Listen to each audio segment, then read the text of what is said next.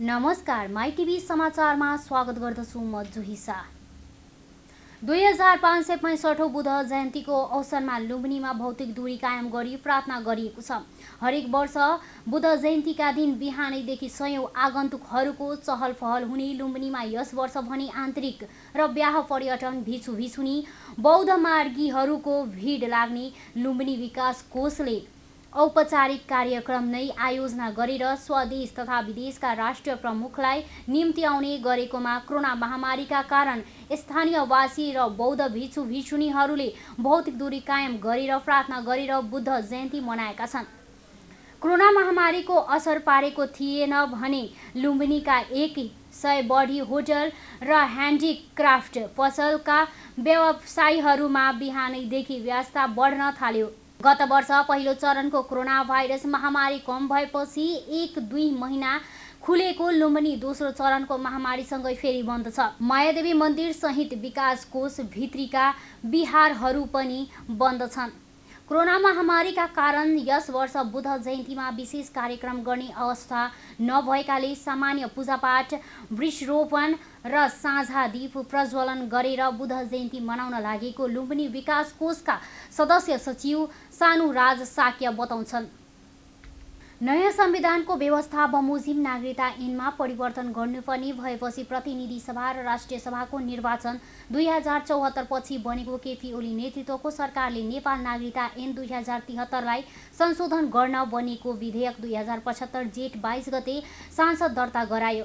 नेकपा खारेज नहुने बेलासम्म झण्डै 2/3 ओली सरकारले सांसद जति बेला पनि यो विधेयक परिरत गर्न सक्ने अवस्था थियो। तर त्यसतर्फ ध्यान नदिई यो विधेयक 3 वर्षसम्म संसदीय अड्क्याएर यति बेला अध्यादेश मार्फत यो विधेयक ल्याइएको छ। सरकारको यस प्रविधिलाई नागरिकतालाई कुर्सीसँग साटेको भन्दै विरोध भएको छ। पारितका लागि अन्तिम चरणमा रहेको यो विधेयक अघि नबढाएर हिउँदे अधिवेशन एउटा पनि विधेयकमाथि छलफल नभई अन्त्य भएको महिना दिनभित्र नागरिकता सम्बन्धित अध्यादेश ल्याइएको छ। सीमितबाट मतदान गरेर नागरिकता विधेयक पारित गरेपछि गत वर्षको बर्खे अधिवेशनमा प्रतिनिधि सभा प्रतिवेदनमाथि छलफल सुरु भएको थियो। यो विधेयक प्रतिनिधि सभाबाट पारित गर्ने प्रक्रिया रहँदा रहँदै 1 सप्ताहभित्र गत असार 18 गते सभामुखलाई पनि थाहै नदिए सांसद अधिवेशन नै अन्त्य भएको थियो। धेरै वर्षसम्म विधेयक सांसद छलफल हुने तर अन्तिममा सांसद छलेर अध्यादेश ल्याउने कुराले मुलुकलाई राम्रो नगर्ने विश्लेषण छ। राष्ट्रपति विद्यादेवी भण्डारीले गत शुक्रबार संविधानको धारा 76(5) अन्तर्गतको सरकार गठनका लागि नेपाली काङ्ग्रेसका सभापति शेरबहादुर देउवा र प्रधानमन्त्री केपी शर्मा ओलीको दाबी पढेको र दुवै दाबी आयोग भएको घोषणा गरिन्। सोही दिन मध्यराती मन्त्री परिषद बैठकले प्रतिनिधि सभा विघटन गरिन् निर्वाचनको सिफारिस गर्यो, जसलाई राष्ट्रपति भण्डारीले क्षणभरमै सदर गरियो। यो सँगै संविधान संरक्षणबाटै मुलुकलाई अस्थिरतातर्फ धकेल्ने दुर्प्रयास भएको छ। गत पुस 5 मा पनि प्रधानमन्त्री र राष्ट्रपति मिलेर प्रतिनिधि सभा विघटन गरेका थिए। लामो बहसपछि फागुन 11 मा सर्वोच्च अदालतले प्रतिनिधि सभा विघटन गर्ने पाइँदैन भन्न फैसला दियो। उक्त फैसलाको पूर्ण पाठ नआउँदै पूर्ण प्रतिनिधि सभा विघटन गर्नु प्रधानमन्त्री र राष्ट्रपतिको सुनियोजित षड्यन्त्र हो। दुवै मिलेर संविधानलाई चितहोर्ने र लोकतान्त्रिक मूल्य मान्यता भत्क्याउने काम गरेका छन्। सर्वोच्च अदालतमा प्रतिनिधि सभा पुनः स्थापनाको माग गर्दै दर्ता भएका रिट निवेदनमाथि बिहीबारदेखि सुनवाई हुने भएको छ। बुधबार बुद्ध जयन्तीका कारण सार्वजनिक बिदा भएकाले बिहीबारदेखि पेशी तोकिएको सर्वोच्च अदालत प्रशासनले जनाएको छ। प्रतिनिधि सभा विघटन संविधान विपरीत भएकाले पूर्ण स्थापनाको माग गर्दै अन्तरिम आदेश मागिएका 19 वटा रिटमा बिहीबार सुनवाई हुँदैछ। त्यसैगरी बहुमत सांसदले प्रतिनिधि सभा पुनः स्थापना गरी नेपाली काङ्ग्रेस सभापति शेरबहादुर देउवालाई प्रधानमन्त्री बनाउन माग राखी दायर गरेको रिट सहितका 11 वटा रिट निवेदनमा सुनवाई गर्ने संवैधानिक इजलासमा शुक्रबार पेशी तोकिएको छ। सर्वोच्च अदालतमा विघटित प्रतिनिधि सभा पुनः स्थापनाको माग गर्दै सोमबार र मंगलबार गरी 26 वटा रिट दर्ता भएका छन्। त्यसैगरी प्रधानमन्त्रीमा केपी ओलीलाई नै निरन्तरता दिई तोकिएको समयमै निर्वाचन हुनुपर्ने माग राखी 4 वटा रिट दर्ता भएका छन्। संवैधानिक इजलासमा परेका रिटमा प्रधान न्यायाधीश चोलेन्द्र शमशेर जबरा सहित 5 जना न्यायाधीशको इजलासमा सुनवाई हुनेछ। बिहिबार पेशी तोकिएका रिट निवेदनमा भने एकल न्यायाधीशको इजलासमा सुनवाई हुनेछ। नेपाली कांग्रेस सहित विपक्षी गठबन्धनका नेता प्रतिनिधि सभा विघटन विरुद्ध सर्वोच्च अदालतमा दर्ता गराएको मुद्दाका सन्दर्भमा अवलम्बन गर्ने रणनीति बनाउन छलफलमा जुटेका छन्। प्रतिनिधि सभाका 146 सदस्यले विघटित प्रतिनिधि सभा पुनः स्थापना तथा शेरबहादुर देउवालाई प्रधानमन्त्रीमा नियुक्त गर्न माग राखी सोमबार सर्वोच्च अदालतमा रिट दर्ता गराएका थिए। त्यसको भोलिपल्ट मंगलबार विपक्षी गठबन्धनका शीर्ष नेता छलफलमा जुटेका हुन्। उनीहरूले सर्वोच्च अदालतमा कसरी प्रस्तुत हुने भनेर कानुन विवादसँग छलफल गर्ने भएका छन्। कांग्रेस संसदीय दलको कार्यालय सिंहदरबारमा कांग्रेस सभापति शेरबहादुर देउवा, माओवादी केन्द्रका अध्यक्ष पुष्पकमल दाहाल, एमाले नेता माधव कुमार नेपाल, जनता समाजवादी पार्टीका अध्यक्ष उपेन्द्र यादव सहितका नेताबीच छलफल भएको थियो।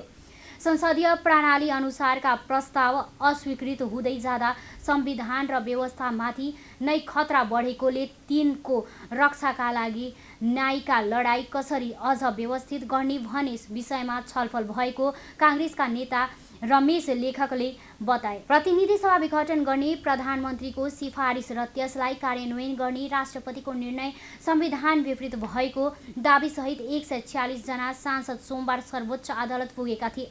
पार्टी सभापति देउवाको नेतृत्वमा अदालत गएको कांग्रेसले आगामी दिनमा कसरी प्रस्तुत हुने भनी विषयमा छलफल गर्ने बुधबार बिहान पदाधिकारी र पूर्व पदाधिकारी बैठक बोलाइएको छ।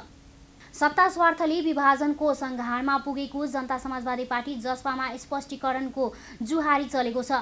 जसपा अध्यक्ष महन्त ठाकुरले अर्का अध्यक्ष उपेन्द्र यादवलाई सत्ता बुँदे स्पष्टीकरण सोधे लगत्तै यादव पक्षले अध्यक्ष ठाकुर, राजेन्द्र महतो, लक्ष्मणलाल कर्ण र सर्वेन्द्रनाथ शुक्लालाई स्पष्टीकरण सोधेको हो। ठाकुरले सोधेको 7 बुँदे स्पष्टीकरणमा भनिएको छ 6 ज्येष्ठमा संसदीय दलद्वारा गरिएको निर्णय बमोजिम धारा 76(5) बमोजिम केपी शर्मा ओलीलाई समर्थन गर्नुपर्नेमा त्यस विपरीत विपक्षी गठबन्धनका उम्मेद्वार शेरबहादुर देउवालाई प्रधानमन्त्री बनाउने प्रस्तावमा किन हस्ताक्षर गर्नुभयो। यादवको तर्फबाट केन्द्रीय कार्यालयका प्रमुख प्रकाश अधिकारीले ठाकुरलाई पठाएको स्पष्टीकरणमा प्रधानमन्त्री केपी शर्मा ओलीको संसद विघटन गर्ने अलोकतान्त्रिक, असंवैधानिक र प्रतिगमनकारी पार्टी निर्णय र नीति विपरीत किन साथ दिएको। नेकपा माओवादी केन्द्रका अध्यक्ष पुष्पकमल दाहाल प्रचण्डले प्रतिगामी प्रवृत्ति विरुद्ध सङ्घर्षमा उत्रिन आह्वान गरेका छन्। गौतम बुद्धको 2565औं जन्म जयन्तीका अवसरमा शुभकामना सन्देश जारी गर्दै प्रचण्डले सङ्घीय लोकतान्त्रिक गणतन्त्र पक्षधार अग्रामी शक्तिहरूलाई एकजुट भई प्रतिगामी प्रवृत्ति विरुद्ध सङ्घर्षमा उत्रिन आग्रह गरेका हुन्। पुरातनवादी विचार र चेतनाका विरुद्ध बुद्धले गरेको विद्रोह जसरी प्रतिगमनकारी सोच, चिन्ता र प्रविधिका विरुद्ध सङ्घर्षमा उत्रिनु परिवर्तनकामी सम्पूर्ण शक्तिका सामु आज एक मात्र विकल्प रहेको प्रचण्डले बताएका छन्। उनले सबै अस्तित्वको सम्मान गर्दै शान्तिपूर्ण सह-अस्तित्वको भावनाले नै मानव समुदायमा नयाँ र वैज्ञानिक चेतनाको अभिवृद्धि हुने, तर दम्भ र अहङ्कारले मानिसमा विनाश निम्त्याउने बताएका छन्। त्यसको जलान्तर उदाहरण वर्तमान राजनीतिमा हामीले भोग्दै आएका छौँ, प्रचण्डले शुभकामना सन्देशमा भनेका छन्। प्रचण्डले गौतम बुद्धको नेपाली भूमिका जन्म लिएर विश्व शान्ति र अहिंसाका लागि पुर्याएको योगदान नेपालीहरूका लागि गर्वको कुरा रहेको बताउँदै बुद्धका उपदेश लोकप्रिय हुनुका साथै विश्व शान्ति र मानव कल्याणका निमित्त आज पनि उत्तिकै सशक्त रहेको बताएका छन्। प्रचण्डले आजै पढेको किरात, राई, याक्खा, सुनार, लिम्बू समुदायको प्रमुख चाड उभौली पर्व तथा चण्डी पूर्णिमाका अवसरमा पनि शुभकामना व्यक्त गरेका छन्। भारतको बिहार पूर्वी चम्पारण जिल्ला अरिराज घर भएकी 26 वर्षीय सोनी विक्रमसम्म 2075 साल असार 31 गते पर्साको वीरगञ्ज महानगरपालिका वार्ड नम्बर 14 पिप्रामा रहेको उच्च अदालत जनकपुरको अस्थायी इजलास वीरगञ्जको बस्ने अनिल कुमार शाहसँग वैवाहिक बन्धनमा बधाई। बिहेको बन्धनमा बाँधिएको 2 महिना नपुग्दै सोनीले श्रीमानबाट दुर्व्यवहार भोग्नु पर्यो। सुरुमा उनीले सहेर बस्नुको विकल्प देखिनन्। आफ्नै श्रीमान हो, पछि यस्तो नहोला भनी सोचे र उनी मौन बसिन्। बिस्तारै समय क्रम बिर्दै गयो। उनले भोगिरहेको दुर्व्यवहारले सीमा नाङ्ग्यो। श्रीमान मात्रै होइन, पछि सोनीकी सासू सुगन्धी देवी, ससुरा मुनिलाल शाह तेली, देवरहरू प्रभाकर कुमार शाह, दिवाकर कुमार शाह र नन्द अनिता कुमारीले समेत कुटपिट गर्न क्रम बढ्दै गयो।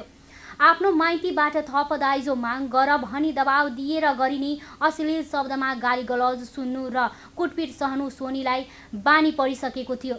यतिले मात्र नपुगेर देवर प्रभाकर कुमार शाहले चक्कु प्रहार गर्दा छेक्न खोज्दा सोनीको बायाँ हात समेत कटिएको छ। 2077 साल असार 20 गते कुटपिट गरेर उनलाई घरबाट समेत निकाला गरे। 2077 साल असार 20 गते कुटपिट गरेर उनलाई घरबाट समेत निकाला गरे। पटक पटक यस्तै घटना दोहोरिएपछि 2078 साल जेठ 8 गते सोधपुछ गर्न जाँदा सोनीका दाइ बिट्टु कुमारसँग केही कुरा नगरी देवर प्रभाकरले फलामको रडले सोनीको टाउकोमा हड्काइएको उनी भनिन्छन्। टाउको फुटेर अत्याधिक रगतस्राव भई भुइँमा लडेपछि अन्य परिवारका सदस्यहरूले पनि हात लात मुक्का लगायतले प्रहार गरेर शरीर भारी निलाडमा बसेको सोनीले सुनाइन्। उनले पटक पटक महिला प्रहरी सेलमा पनि उजुरिन् तर न्याय पाइनन्। सोनीका दाइ बिट्टु कुमारसँगको सल्लाहमा उनीले अन्तिममा न्यायका लागि प्रहरी गुहार्ने पर्ने अवस्थाको सृजना भयो। तसर्थ वाडा प्रहरी कार्यालय श्रीपुरमा जाहेरी दिइन्। सो क्रममा वाडा प्रहरी कार्यालय श्रीपुरले सोनीले दिएको जाहेरीका आधारमा सोनीका ससुरा मुनिलाल शाह तेली, देवरहरू प्रभाकर कुमार शाह, दिवाकर कुमार शाह र नन्द अनिता कुमारीलाई पक्राउ गरेको छ। श्रीमान अनिल कुमार भने हाल फरार छन्। उनको खोजी भइरहेको र आवश्यक अनुसन्धान थालिएको श्रीपुरका प्रमुख प्रहरी निरीक्षक दिनेश गौतमले बताए। जेठ 9 गते पक्राउ परेका 4 जनामाथि 10 गते म्याद थप गराई आवश्यक अनुसन्धान थालिएको प्रहरी निरीक्षक गौतमको भनाइ छ।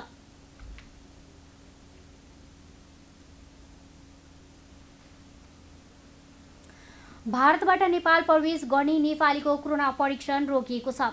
लामो समयदेखि एन्टिजेन किटको अभाव भएपछि वीरगञ्ज महानगरपालिकाले शङ्कराचार्य गेट नजिकै स्थापना गरेको हेल्थ डेस्कमा हुँदै आएको परीक्षण प्रभावित भएको छ।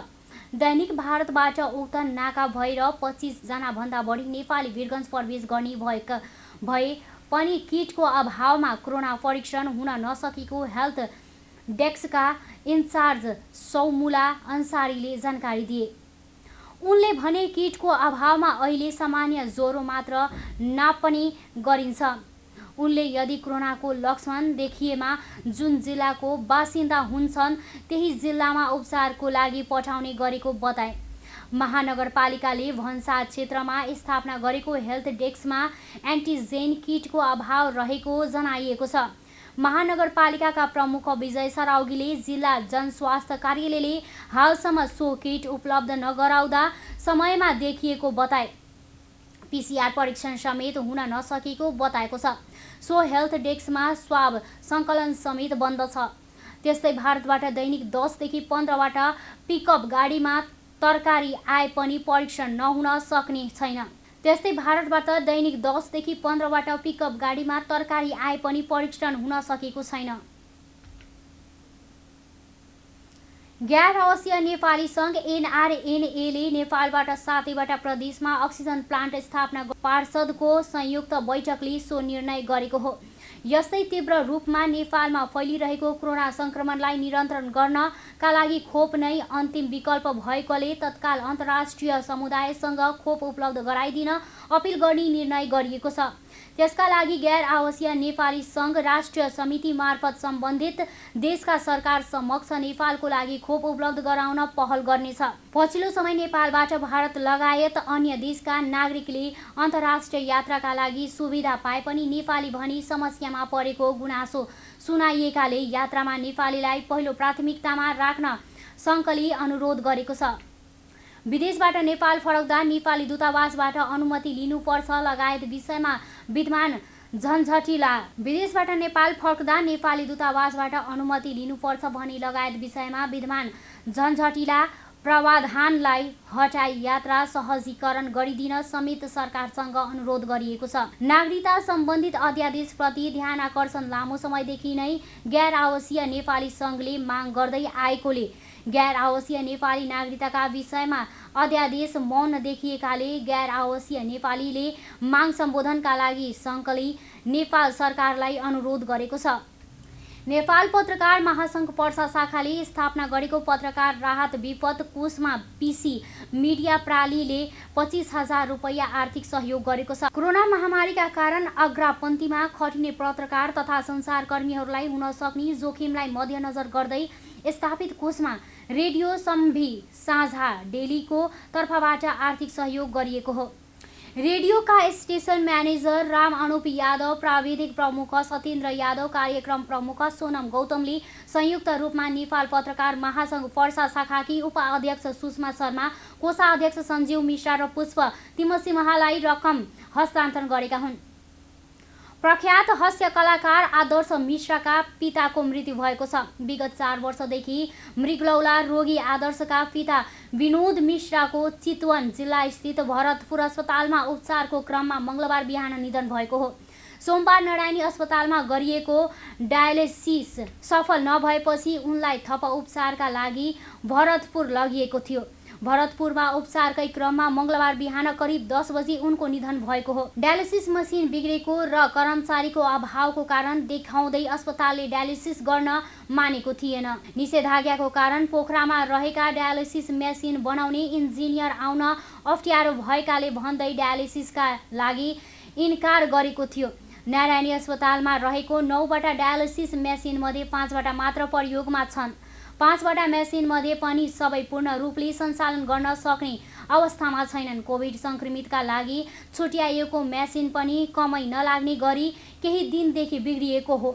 नेसनल मेडिकल कलेजमा नियमित डायलिसिस गराउँदै आएका मिश्रालाई कोरोना सङ्क्रमण देखाएपछि नेसनलले उनको डायलिसिस गर्न अस्वीकार गर्दै आएको थियो।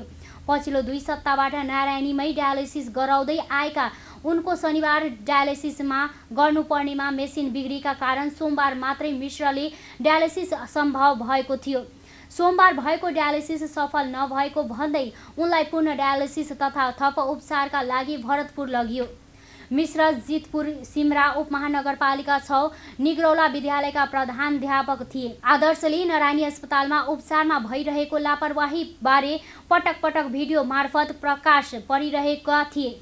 नारायणीमा चिकित्सकले बिरामी र बिरामी कुरुवासँग गर्ने मानवीय व्यवहारबारे उनले सामाजिक सञ्जालमा कयौं पटक पोस्ट लेखेका छन्। उनको पछिल्लो भिडियोमा उनले नेसनल मेडिकल कलेजमा गैर जिम्मेवारीपना प्रष्ट रूपमा अभिव्यक्त गरेका छन्। सरकारले मृगलौला रोगी सङ्क्रमितहरूको लागि डायलिसिस मेसिन छुट्याएर डायलिसिस जारी राख्न दिएको आदेश आफूहरूले नमाने नेसनलका एकजना पदाधिकारीले भनेको उनले भिडियोमा स्पष्ट उल्लेख गरेका छन्।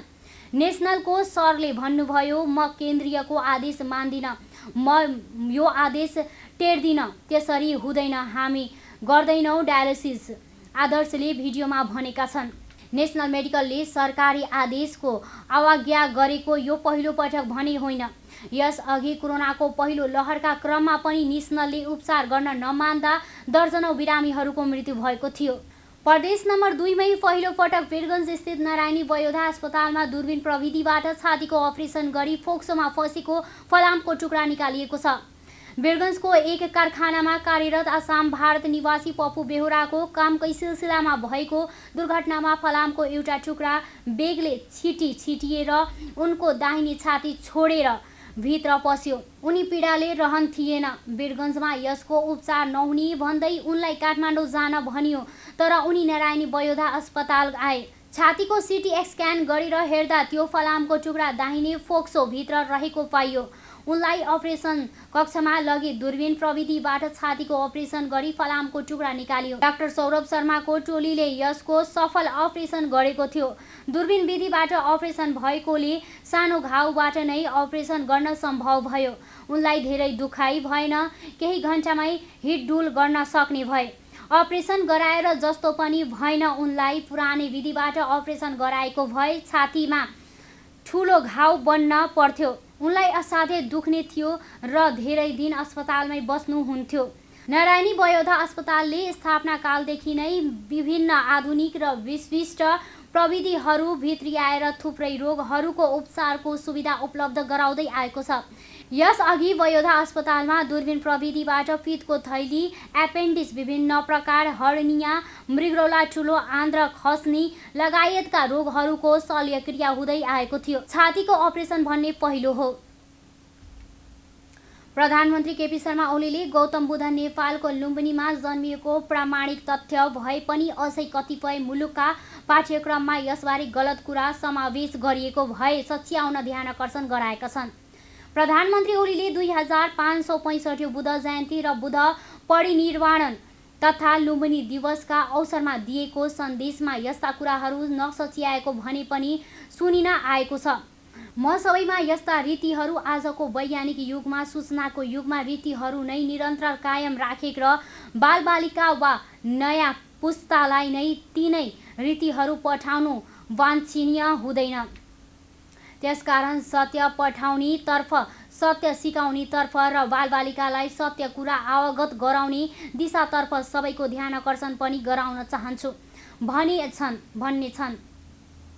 प्रधानमन्त्री केपी शर्मा ओलीले गौतम बुद्ध नेपालको लुम्बिनीमा जन्मिएको प्रामाणिक तथ्य भए पनि अझै कतिपय मुलुकका पाठ्यक्रममा यसबारे गलत कुरा समावेश गरिएको भए सच्याउन ध्यानकर्षण गराएका छन्। प्रधानमन्त्री ओलीले 2565 बुद्ध जयन्ती र बुद्ध परिनिर्वाण तथा लुम्बिनी दिवसका अवसरमा दिएको सन्देशमा यस्ता कुराहरू नसच्याएको भन्ने पनि सुनिन आएको छ। म सबैमा यस्ता रीतिहरू आजको वैज्ञानिक युगमा, सूचनाको युगमा रीतिहरू नै निरन्तर कायम राखेर बालबालिका वा नयाँ पुस्तालाई तिनै रीतिहरू पठाउने वाञ्छनीय हुँदैन। त्यसकारण सत्य पठाउनुतर्फ, सत्य सिकाउनेतर्फ र बालबालिकालाई सत्य कुरा अवगत गराउने दिशातर्फ सबैको ध्यानकर्षण पनि गराउन चाहन्छु भनेका छन्। मानव जातिकै कारणले खलबलिएको शान्तिलाई मानव जातिकै सचेतना र सचेत प्रयासबाट शान्तिमा परिणत गर्ने, शान्तिलाई कायम राख्न र शान्तिलाई दिगो बनाउन सकिने जनाउँदै उनले बुद्धका शान्तितर्फका चिन्तन, आदर्श र उपदेश अत्यन्तै सान्दर्भिक र महत्त्वपूर्ण रहेको बताए। नेपाल बुद्धकै जन्मभूमि हो र बुद्ध जन्मको, बुद्धवादको, बुद्ध दर्शनको उद्गम स्थल पनि हो र शान्तिको सन्देश छर्ने थल्लो पनि हो। विभिन्न धार्मिक असहिष्णुता जस्ता कुराहरू, धार्मिक संकीर्णता जस्ता कुराहरूले बुद्ध दर्शनका विरुद्ध अनेक क्रियाकलाप भए र बुद्धका शान्तिका सन्देशलाई यस धरतीबाटै मेटाउन खोजिए सन्देशमा भनिएको छ। तर बुद्धका उपदेशहरू, बुद्धको चिन्तन र बुद्धले देखाएको शान्तिको मार्ग र मानव जातिको सुखका निमित्तको उज्यालो मार्ग सक्दैनथ्यो र मर्ने। तर बुद्धका उपदेशहरू, बुद्धको चिन्तन र बुद्धले देखाएको शान्तिको मार्ग र मानव जातिको सुखका निम्ति आउने उज्यालो मार्ग सक्दैनथ्यो र मरेन। तसर्थ फेरि बुद्धको जन्मस्थानको खोजी हुने परिस्थिति बन्यो। बुद्धको जन्मस्थान किन खोज्नु पर्यो? बुद्धका विभिन्न रिलिक्स अथवा अवशेषहरू, तिनीहरूको खोजीको महत्त्व र तिनको पवित्रताको बारेमा विश्वासको ध्यान किन गयो? यी सबै कुरा मानव जातिको आन्तरिक आकाङ्क्षा अथवा शान्ति र सुखको आकाङ्क्षाबाट खोजी हुन थाल्यो। उनले बुद्धको जन्म लुम्बिनीमा भएको र बुद्धवादको मुहान पनि त्यहीँ रहेको बताए, जहाँबाट बुद्ध मानव जातिको जमरण र जस्ता कुराबाट मुक्ति कसरी हुन्छ भनी खोजीमा दरबार त्याग्यो। सुखियाल त्यागेर बाहिर निस्किनु भएको थियो। त्यहाँबाट बुद्धका चिन्तनको मुहान सुरु हुन्छ। उनले भने, जहाँबाट बुद्ध मानव जातिको जडामन जस्ता कुराबाट मुक्ति कसरी हुन्छ भनी खोजीमा दरबार त्यागेर, सुख सयाल त्यागेर बाहिर निस्किनु भएको थियो, त्यहाँबाट बुद्धका चिन्तनको मुहान सुरु हुन्छ। उनले भने। अब अन्तर्राष्ट्रिय खबर। भारतबाट सिङ्गापुर जान लागेको एउटा पानी जहाजमा विभीषण आगलगी भएको छ। श्रीलङ्काको कोलम्बो हुँदै सिङ्गापुर जान लागेको MV एक्सप्रेस पर्ल मालवाहक पानी जहाजमा आगलगी भएपछि विस्फोट पनि भएको छ। श्रीलङ्का नै सैनिकले मङ्गलबार पानी जहाजका चालक दलको उद्धार गरेको जनाइएको छ। भारतको हजिरा बन्दरगाहबाट 1486 कन्टेनर सामान बोकेर सिङ्गापुरको ध्वजावाहक उच्च पानी जहाज मे 15 छुटेको थियो।